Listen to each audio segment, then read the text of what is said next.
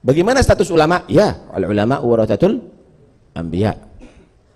Terus bagaimana habaib? Kalau bahasa sekarang, ini nabi dan keluarganya, ulama itu pengawalnya. Karena itu kau ngikuti pengawal, itu mereka mengawal keluarga nabi. Dan mereka itu adalah thaqalain, dua pusaka yang ditinggalkan oleh nabi kepada umat, yang jika kita berpegang kepada duanya, jangan salah satu ya, dua-duanya nggak sesat.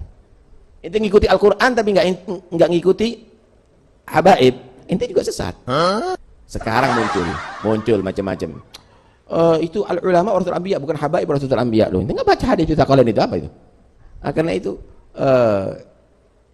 hati-hati. Kalau sudah mulai ada bughut, berarti kamu sudah meninggalkan satu daripada thaqalain, dan kamu akan sesat pasti.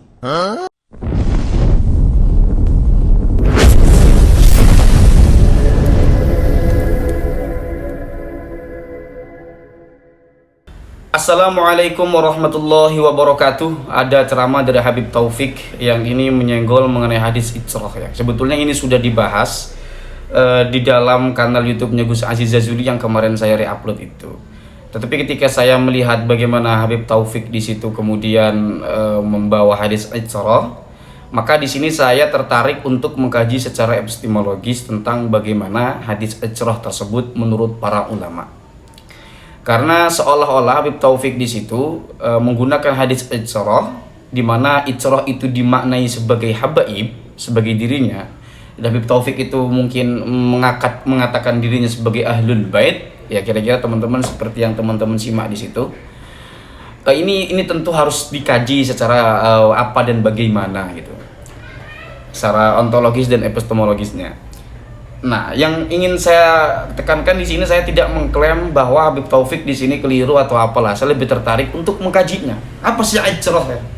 Ketika di dalam hadis Nabi Muhammad SAW, karena Habib Taufik yang di situ mengatakan, lihat hadis Isra itu, lihat itu kan, begitu. Nanti saya akan kaji di sini sedikit teman-teman. Ini tidak lengkap ya tentu ya. Ini hanya sekadar kajian yang mungkin bisa menanggapi dari apa yang disampaikan oleh Habib Taufik ya di dalam cuplikan itu. Pertama, memang hadis tsaqalain ini ya, ada dua memang ya. Pertama di sini taraktu fikum as-tsaqalaini. Ini hadisnya, bunyi hadis yang pertama teksnya begini. Ma in tamassaktum bihima lan tadhillu. Pertama kitaballahi wa itsrati ahla baiti. Dua berarti ya. Jadi yang pertama itu adalah kitabullah wa itsrati. Terahku, yaitu adalah ahlul baitku. Itu teks yang pertama hadisnya. Ada juga teks hadis yang kedua bunyinya taraktu fikum amrayni lan tadhillu ma tamassaktum bihima kitabillahi wa sunnati nabiyhi, atau kitabullahi wa sunnati nabiyhi. Jadi dari dua hadis tsaqalain ini, yang pertama berbunyi Isra, yang kedua ini adalah sunnah. Jadi Quran dan sunnah, dan Quran dan Isra. Lalu bagaimana ketika ada dua hadis begini, para ulama bagaimana berpendapat mengenai hadis seperti ini teman-teman? Ini juga saya harus sampaikan terlebih dahulu bahwa apa yang disampaikan oleh Habib Taufik itu juga pernah disampaikan oleh Habib Muda yang gayanya mirip-mirip Habib Bahar. Saya khawatir ini mungkin dugaan saya, ini nyontoh ya senior-seniornya ya, sehingga seperti itu. Begitu loh ya. Kita lihat para ulama bagaimana berkomentar mengenai itu. Ini menurut yang pertama saya angkat dari Ibnu Qudamah ya. Qala Ibnu Qudamah, la nusallimu annal murada bis tsaqalaini al-Qur'anu wal itsratu. Aku tidak terima, kata Ibnu Qudamah, jika yang dimaksud dengan tsaqalain hadis tadi itu, yang dibuat pegangan dua itu adalah Al-Qur'anu wal itsrah, Quran dan keturunan. Aku tidak terima, kata Ibnu Qudamah. Wa innamal muradu, adapun yang dimaksud adalah Al-Qur'anu wa sunnatu, adalah Quran dan hadis. Jadi orang Islam itu landasan berpedoman hidup itu memang yang menjadi sumber hukum adalah Quran dan sunnah. Kenapa kemudian Nabi Muhammad di situ menyebut Isra dalam satu hadisnya, nanti akan diuraikan oleh Ibnu Qudamah di sini. Kama fi riwayatil ukhra, sebagaimana dalam riwayat yang lain, taraktu fikum amrayni lan tadillu ma tamassaktum bihima kitabillahi wa sunnati rasulih. Akhrajahu Malikun fil Muwatta. Ini hadis tersebut dirilis oleh Imam Malik di dalam kitab Al-Muwatta.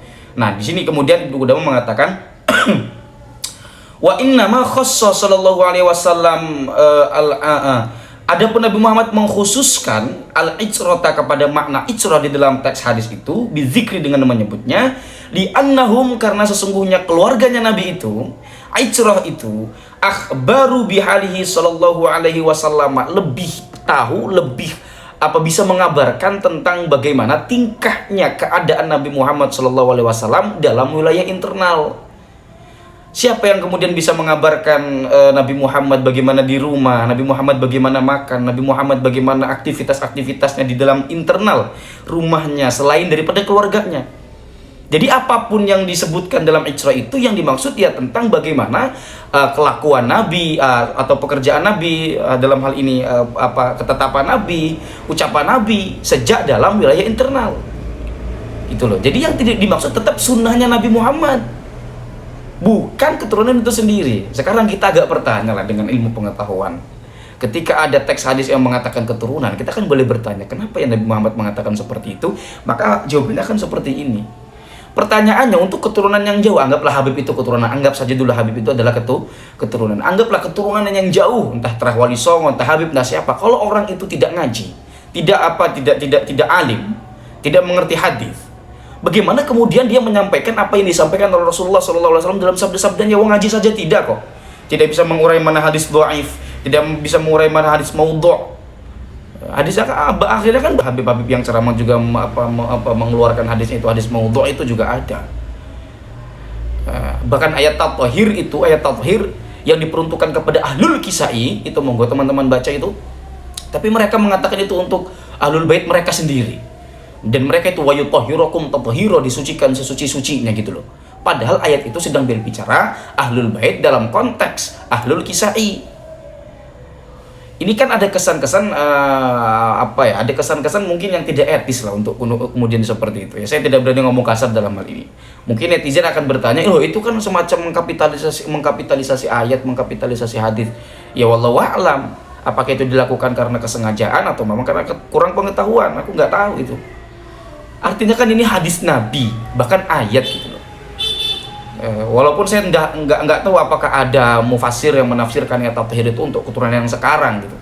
Aku nggak tahu, tapi sejauh ini dari produk-produk tafsir, bahkan Rosyafatus Sadi yang merilis banyak produk-produk tafsir di situ, tidak ada satupun yang menyebutkan bahwasanya yang dimaksud ahlul bait dalam ayat tathhir itu adalah para keturunan yang sekarang gitu loh.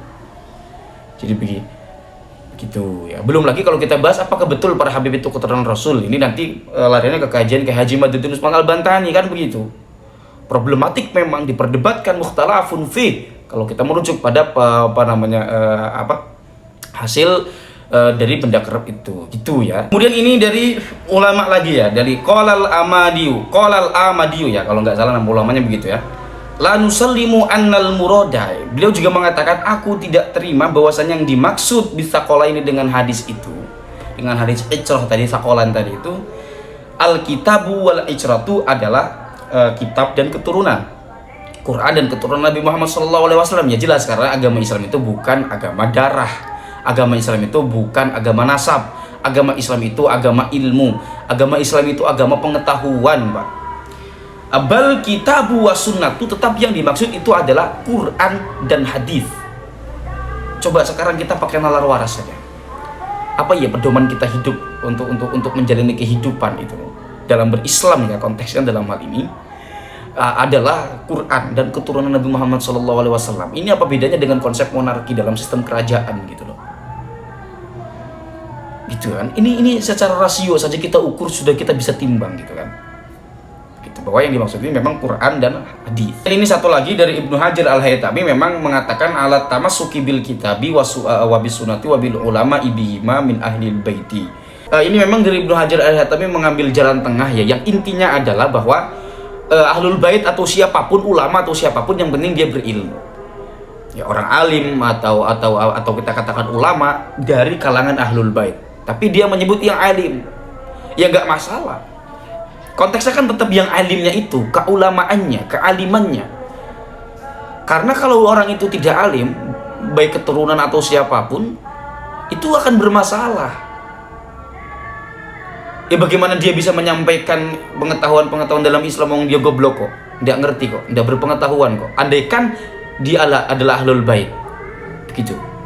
Tapi dia ahlul bait tapi alim, ya monggo, justru itu lebih bagus. Nah, jadi begitu ya. Inilah pentingnya kita mengkaji keilmuan dalam beragama. Jadi agama itu tidak hanya sekadar nafsu, tidak hanya sekadar menggunakan emosi saja, tapi menggunakan ilmu pengetahuan gitu loh. Tidak mesti jadi ahli juga. Yang penting kita menemukan di mana titik rasionalitas antara keislaman dan juga berikut dalil-dalilnya gitu. Dalil kita beriman, dalil kita dan segala macamnya itu. Itu saya pikir penting ya untuk diperhatikan ya untuk semua ya, agar supaya ada ceramah-ceramah model begitu kita bisa mengcounter dan bisa melakukan otokritik secara sendiri-sendiri, secara pribadi-pribadi gitu loh. Gitu ya kira-kira ya. Jadi itu saja barangkali yang dapat saya sampaikan. Mohon maaf apabila ada kekeliruan dan kesalahan dari yang saya sampaikan. Mudah-mudahan ada manfaatnya walaupun satu huruf. Hadanallahu wa iyyakum ajma'in. Wassalamualaikum warahmatullahi wabarakatuh.